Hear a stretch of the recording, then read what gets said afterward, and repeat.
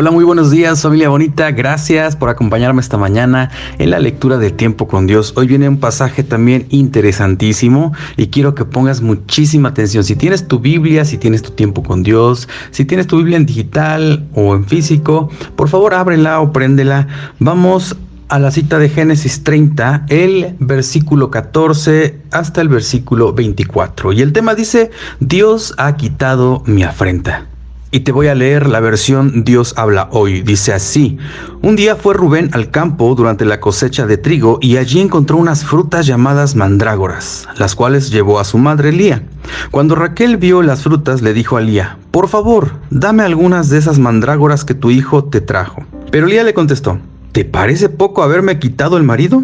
¿Y ahora quieres también quitarme las mandrágoras de mi hijo? Pues a cambio de las mandrágoras de tu hijo, esta noche Jacob dormirá contigo, propuso Raquel. Por la noche, cuando Jacob regresó del campo, Lía salió a su encuentro y le dijo: hoy vas a dormir conmigo, porque te he alquilado a cambio de las mandrágoras de mi hijo. Esa noche, Jacob durmió con Lía, y ella le dio a Jacob su quinto hijo porque Dios oyó su oración. Entonces Lía dijo: este niño se va a llamar Isacar, pues Dios me ha premiado porque le di mi esclava a mi marido. Después Lía le dio a Jacob su sexto hijo, y dijo: Dios me ha dado un buen regalo. Ahora mi marido me estimará más, porque yo le he dado 6 hijos, por eso este niño se va a llamar Zabulón. Por último, Lía tuvo una hija, a la cual llamó Dina. Pero Dios se acordó de Raquel, porque oyó su oración y le permitió tener hijos. Cuando tuvo el primero dijo: Dios me ha quitado la vergüenza de no tener hijos. Ojalá me permita tener otro. Por eso llamó su nombre José. Bien, mira qué interesante el relato de esta mañana. En cierto modo me sigue impresionando, pero también me conmueve en una parte, y más adelante la vamos a ver. Ahora, quiero que miremos aquí el contexto. Jacob trabajaba en el campo, Lía, su mujer, y Rebeca, su otra mujer, pues estaban en casa.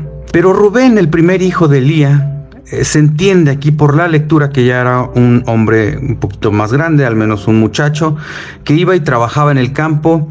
Y esto lo podemos comprender porque en el versículo 14 dice que él ya fue a la siega de los trigos y halló mandrágoras en el campo, es decir, que tenía cierto conocimiento de algunas frutas, de algunas plantas, etc. Y dice que se las trajo a su mamá. Pero entonces Raquel las vio y las quiso, y esto me hizo pensar en el propósito por el cual Raquel querría las mandrágoras. Entonces me puse a investigar un poco de las propiedades de esta fruta, que básicamente es como una raíz. Y resulta que desde la antigüedad la gente tenía la idea de que además de tener propiedades curativas, también ayudaba a la fertilidad. Y esto era muy conocido por las personas de esa época. Así que Raquel no tuvo ninguna objeción en que esa noche Jacob durmiera con Lea a cambio de que le diera algunas mandrágoras. Yo me imagino que la condición que tenía Raquel, el de no poder tener hijos, buscaba de todas formas, y se acordó que las mandrágoras tenían esa propiedad de la fertilidad y pensó: yo creo que hoy es el momento. Por ello es que cambió esa noche de dormir con Jacob, con su hermana Lea, por las mandrágoras. Y ¿sabes algo? Aquí me doy cuenta que la relación entre Lea y Raquel, su hermana, era muy, pero muy difícil. Y es que Lea le respondió: ¿te parece poco haberme quitado el marido y ahora también quieres quitarme las mandrágoras de mi hijo? Y tuvieron que llegar a un acuerdo de decir: ¿sabes qué? Bueno, no me las des, no me las regales. Quédate esta noche con Jacob. Y eso me hace comprender un poquito la situación tensa que vivían en ese lugar. Y al tener ellas dicho acuerdo, aquí dice la lectura que regresó Jacob del campo y entonces Lía salió a su encuentro para decirle: te he alquilado esta noche por las mandrágoras de mi hijo. Realmente era una situación tremenda, porque veo a un Jacob aceptando las actitudes de ellas para no tener más problemas después de llegar cansado de trabajar. Yo sé que ya he explicado el tema de la cultura sobre la poligamia en esos tiempos. Sin embargo, me llama la atención que aquí las que deciden en el matrimonio son las esposas y no el varón. Y no lo digo por autoritarismo de él, sino que no hay un consenso matrimonial. Y me parece un tanto difícil vivir una relación donde ya ni se pongan de acuerdo solo para evitar discusiones y problemas. ¿Te suena familiar? ¿Sabe? Hay muchos que justo ahora están pensando en lo mismo, pues es lo que viven en casa, lo que viven todos los días, ya sea el hombre o la mujer. Pero tal vez muchos están pasando alguna situación donde solamente sobrellevan su matrimonio o su relación para no tener conflictos, porque las situaciones ya les han sobrepasado. ¿Y sabes cuándo sucede eso? Cuando te olvidas de Dios y te envuelves en la monotonía de tus circunstancias. Aquí vemos que Lea tuvo más hijos después de ello, y Raquel se dio cuenta que las cosas materiales, en este caso las mandrágoras, no tenían efecto en los deseos que tiene en su corazón. Y sabes, aquí viene la parte donde te digo que me sentí un tanto conmovido, y lo dice en el versículo 22, te lo voy a leer. Pero Dios se acordó de Raquel, oyó su oración y le permitió tener hijos. ¿Sabes? Raquel volvió su corazón a Dios, ya que Él escuchó esa oración.